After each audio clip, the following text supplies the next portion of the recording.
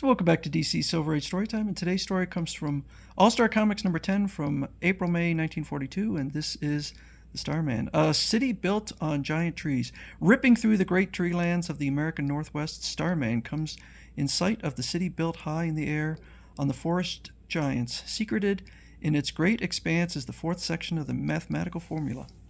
So this is California of 2442. These mammoth trees must be the old redwoods grown to gigantic size. Okay. Suddenly, Starman's rod is drawn from his hand by a magnetic ray. I've been seen. There goes my gravity rod. Hawkman didn't exaggerate. Look at the size of those defenders. I've got to use my head this time. Who are you? That garb you wear, do you realize that it has historical significance? That was the costume of Starman. Well, that's why I wear it. You see, I'm Starman. You know, they're the same size. They're not gigantic. Aha! Insane. You'd better come along with us, Starman. We'll have a guard of honor for you. I don't like his tone. He became convinced too easily. Starman, eh? I've always wanted to know you. You're one of our heroes. Oh, they must think I'm crazy. We have a nice, quiet place all ready for you. Again, the future people supposedly expected the JSA coming, so I don't know why they're acting this way. Into the sphere, Starman.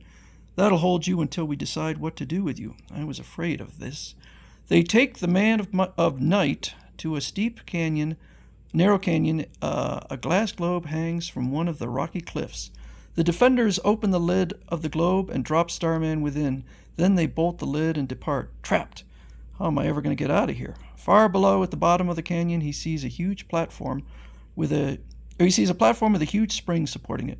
Funny-looking contraption down there. I wonder what it's for.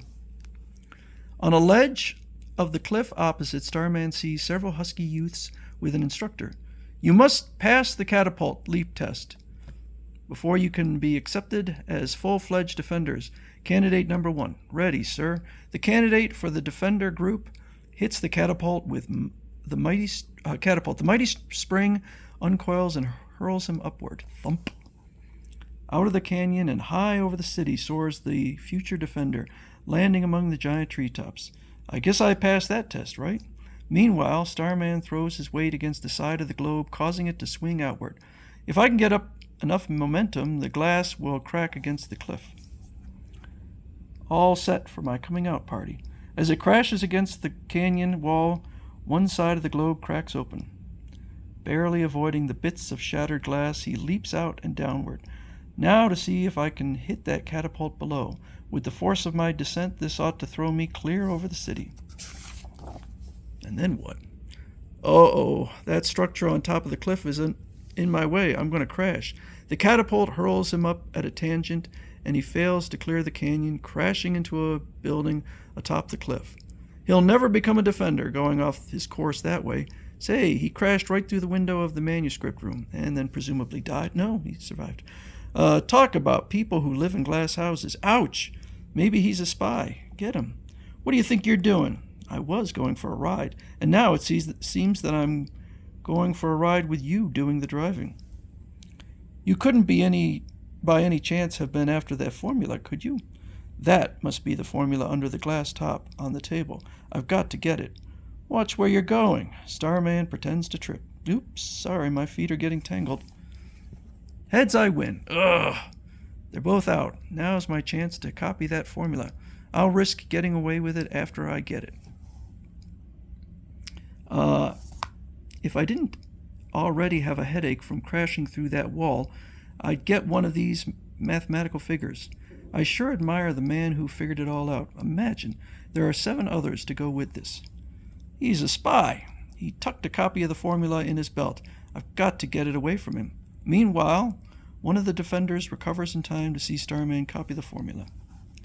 But as the defender hurls himself at Starman, I hope someday you people will realize that we're doing this for the good of the world, the whole world. Hey! You're one human flying machine that's going for a tailspin. Starman kneels suddenly and lifts his arms, causing the fast-charging defender to plunge over his head and crash to the floor. Without my gravity rod, I can't fly through the air, so my hope of escaping depends on one thing. He is crazy. He's leaping out of the window into the canyon. That's a sheer drop of hundreds of feet. He'll never survive that fall. This is a high dive with a vengeance. Jeez. Dropping with the momentum of a bomb, Starman hits the catapult squarely with both. I think he would be dead. Wham! This time I'm going up over the cliff and the city and into the trees. Hey, that man is here again. The machine throws Starman back faster than he came down. Quick, after him. He lands safely again.